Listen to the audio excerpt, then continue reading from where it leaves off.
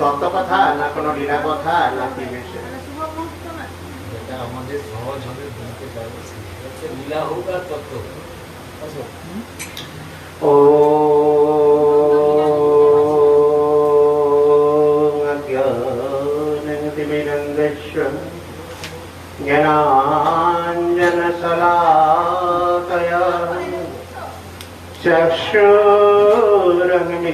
येन तस्मै श्रीगुरवे नमः। मूकं करोति वाचनं पङ्गुर्लङ्घयति गिरिं यत्कृपातमहं वन्दे श्रीगुरुदीनतारिणं। वन्दे गुरुनिशभक्तान् ईशं ईशवतारकन् तत्प्रकाशं सतच्छक्ति कृष्णचैतन्यसङ्गमम्।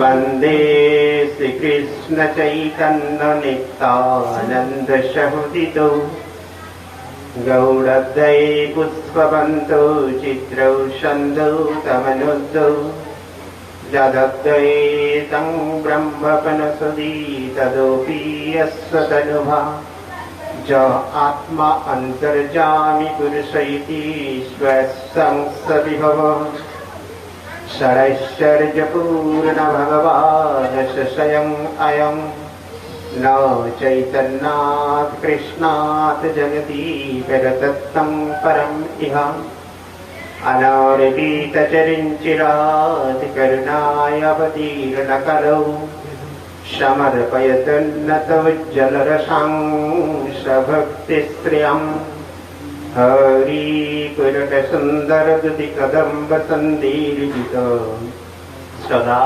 हृदयस्कन्दरे स्फुरतु न सचिनन्दन। फूलेन्दुवरकान्तिम् इन्दुवदनं वराहवतं स्वप्रियं श्रीवत्सङ्कमुदारमिकस्तवधरं पीताम्बरं सुन्दरं कविनयनबलार्जितधनं गोगोपसङ्घप्रीतं गोविन्दं कलवेणुवादनपरं दिव्यङ्गभूषं भजे।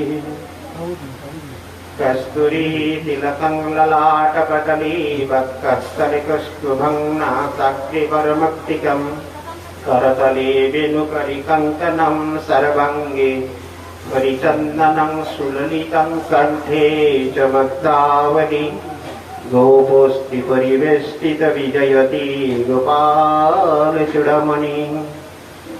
वरापीडाभिरामं मृगमदतिलकं कुण्डलाक्रान्तगण्डुं कञ्जाक्षं मुकण्ठं स्मितं सुभगमुखं साधरिणस्तवेणुं श्यामं शान्तं त्रिभङ्गं रविकर्णं भसितं वैजयन्ता वन्दे वृन्दावनस्थं जगति सदवित्तं नमो ब्रह्मगोपालवेशम्।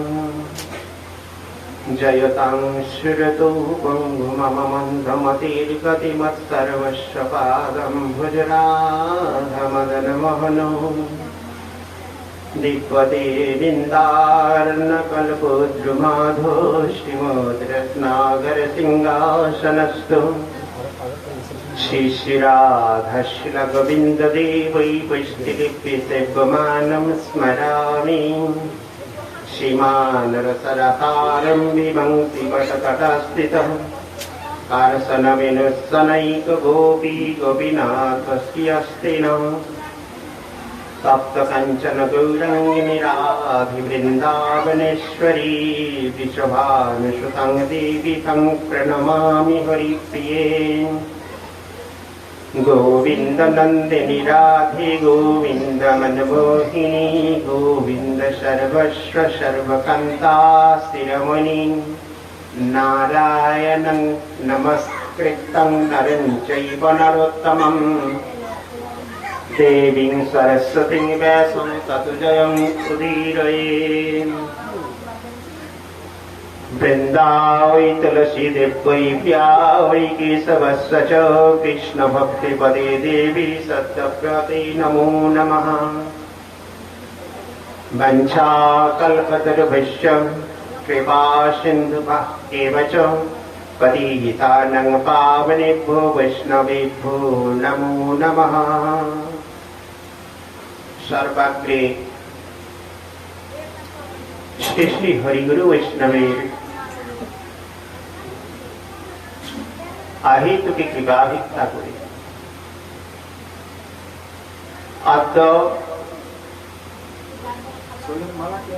वैवस्वतमनन्तरे अष्टविंशतितम कलियुगे 549 गौराब्दे शुभ भाद्र मासे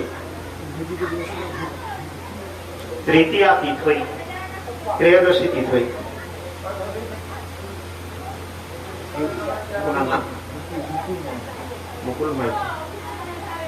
मुकुल माइती महाशयर बासगृहे आंदुल ग्राम निवासी आंदुलिया ग्राम निवासी मुकुल बाबुर बासगृहे उपस्थित वैष्णवदेर श्री चरणे दंडवत प्रणाम। तत्परे उपस्थित ब्राह्मण गणेर श्री चरणे प्रणाम। तत्परे उपस्थित अन्यान्य श्रद्धालु सज्जन वृंद के यथोचित सम्मान ज्ञापन पूर्वक श्रीमद् भागवत तथा चैतन्य भागवत हईते भक्त भगवानेर अमृतमय लीला कथा श्रवण करे आत्ममंगल बरण करार चेष्टा करछि। निताई गौर प्रेमानंदे।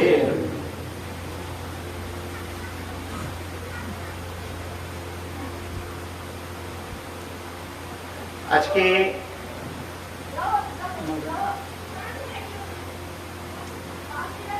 त्रयोदशी तिथि যদিও তিথি হয়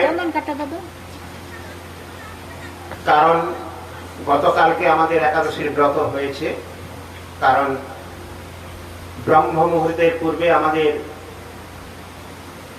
সূর্যোদয় পশ্চিমবঙ্গ আসাম এবং বাংলাদেশগুলো তাড়াতাড়ি হয়, তাই তিথির ক্ষয়ের জন্য উপবাস কালকে হয়েছে, আজকে পালন। আমার ভারতবর্ষের অন্যান্য জায়গায় একাদশী হয়েছে কিন্তু পরশুদিন, শুধু পশ্চিমবঙ্গ আসাম বাংলাদেশ ব্যতীত সমগ্র পৃথিবীতে কি ভারতবর্ষের অন্যান্য দিন পরশুদিন একাদশী হয়েছে। তার চেয়ে বড় তিথি আজকের যে তিথি, এই তিথিতে কথা কম বলবেন। অল্প সময় ভাগ্যক্রমে আমরা ভাগবত কথা শ্রবণের সৌভাগ্য লাভ করেছি। জীবনের অধিকাংশ সময় কেন বেশিরভাগ সময়ই আমাদের সংসার যাত্রায় কেটে যায়। এখানে ভাগবত কথা শ্রবণের যে ব্যবস্থাপনা, সে ব্যবস্থায় উপস্থিত নেই বললেই চলে। এখানে যদি অন্য কোনো প্রোগ্রাম কিংবা গ্রাম্য আলোচনা আদি হতো, সবাই এতে খুব উৎসাহিত বেশি হতো, লোক ধরানো যেত না। কারণ ভগবত কথা শ্রবণের ইচ্ছা সবার মধ্যে আসে না। মত কথা শ্রবণাদৌ শ্রদ্ধা যাবৎ ন জায়তে। ভগবত কথা শ্রবণ কীর্তনের ইচ্ছা আমাদের জাগ্রত হয় না, কারণ ওই কথা শ্রবণ করলেই তো কলিযুগে উদ্ধার না। ক্লেচ্ছ সাধন করার প্রয়োজনীয়তা আছে, শুধু নাম কীর্তন শ্রবণ কীর্তন আদির দ্বারাই কলিযুগের মানুষ উদ্ধার হয়ে যায়। তাই এদিকে আমরা আলোকপাত কিংবা আকৃষ্টতা হই না। যারা হই তাদের ভাবতে হবে পূর্বার্জিত সুকৃতি কিঞ্চিত হলেও পঞ্জীভূত রয়েছে। সেই সুকৃতি প্রভাবে ভাগবত শ্রবণ কীর্তনের আশা হৃদয়ে জাগ্রত হয়। ভাগবত শ্রবণ কীর্তনে এসেও আমরা যদি বিচলিত চিত্তে গ্রাম্য আলোচনা বা গ্রাম্য কথার মধ্যে মজে যাই, তাহলে লাভ কিছু হবে না। শ্রীমদ্ ভাগবতে বলেছে, লক্ষ্যেষু শৃণোতি ক্বচিৎ কোটির একস্ত বুদ্ধতে। ভক্তি তত্ত্ব পরিজ্ঞেয় ক্বচিৎ এব সমাচরে। শাস্ত্রের বাণী অমৃত সদৃশ, সিদ্ধান্তপূর্ণ। যদিও বর্তমান সমাজে কেউ শুদ্ধ সিদ্ধান্তের কথা শ্রবণ করতে চায় না, সবাই মনগড়া সিদ্ধান্তর দিকেই অগ্রসর হতে চায়। পৃথিবীতে যত কথা ধর্ম নামে চলে, ভাগবত বলে তা পরিপূর্ণ ছলে। আমরা আমাদের দৃষ্টিকোণে বা দৃষ্টিতে যেটা গ্রহণযোগ্য মনে করি, তার দিকেই আমরা আকৃষ্ট হয়ে চলে যাই। সিদ্ধান্ত অসিদ্ধান্তের চিত্ত বা সেই স্থির বিবেক দ্বারা বিবেচনা করে আমরা তা কিন্তু গ্রহণ করি না। তাই বলছেন, লক্ষ্যেষু শৃণোতি ক্বচিৎ। এ জগৎ বসবাসীকারী 1 লক্ষ ব্যক্তির মধ্যে একজন হয়তো ভাগবত কথা শ্রবণ করতে যায়। কোটির একস্ত বুদ্ধতে, কিন্তু এরকম শ্রবণ করা 1 কোটি ব্যক্তির মধ্যে একজন ভাগবত কথা শ্রবণ করতে পারে। নিতাই গৌর প্রেমানন্দে হরি হরি। বিষয় হচ্ছে, লক্ষ লোকের মধ্যে ভাগবত কথা শ্রবণ করেন একজন, কিন্তু শ্রবণ করা 1 কোটি ব্যক্তির মধ্যে একজন বুঝতে পারেন। আবার এরকম বুঝা ব্যক্তি তো বড় অনেক রয়েছে, ক্বচিদেব সমাচরে। তার মধ্যে আচরণকারী ব্যক্তি বড়ই দুর্লভ। এ জগতে শুদ্ধ সিদ্ধান্ত কেউ মানতে চায় না, সেই জগতে চায় না, জানতেও চায় না। সবাই ভাবে নাচ গাও ভক্ত সঙ্গে কর সংকীর্তন, অচিরাত পাবে তুমি কৃষ্ণ প্রেম ধন। সেই সিদ্ধান্তর যথার্থ অর্থ না বুঝে আমরা অনাচার করব, যত ইচ্ছা তত পাপ আচরণ আদি করব। একটু নাম আশ্রয় করলেই তো আমাদের উদ্ধার। এই মনোবৃত্তির দ্বারা প্রবাহমান জগতে শুদ্ধ সিদ্ধান্তের ধারে কাছে কেউ যেতেই চায় না। এই তিথি বর্তমান ভাগবত সপ্তাহ চলছে। আজকে একটি খুব বড় তিথি, তার 2টো দিক রয়েছে। একটি দিক হচ্ছে আজকে শ্রীমদ্ ভাগবতের সপ্তাহের 5ম দিবস। আজকে আমাদের জগতে যে শ্রীমদ্ ভাগবত বিরাজিত রয়েছেন, এই ভাগবত 3য় অধিবেশনের ভাগবত। প্রশ্ন হলো, 3য় অধিবেশন মানে কি?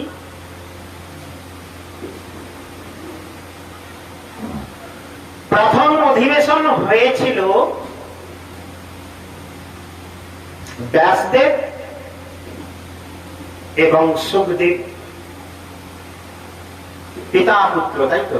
আমরা জাগতিক ভাষায় বিবেচনা করলে পিতা পুত্র, কিন্তু শাস্ত্রীয় সিদ্ধান্তে পূজ্যপাদ সুখদেব গোস্বামী পাদ যখন মাতৃগর্ভে ছিলেন, তখন ব্যাসদেবের শ্রীমুখ হইতে ভাগবত কথা শ্রবণ করেছিলেন।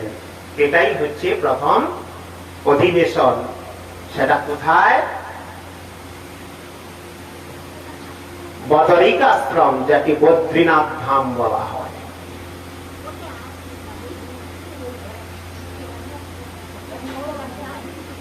দ্বিতীয় অধিবেশন কোথায় হয়েছিল?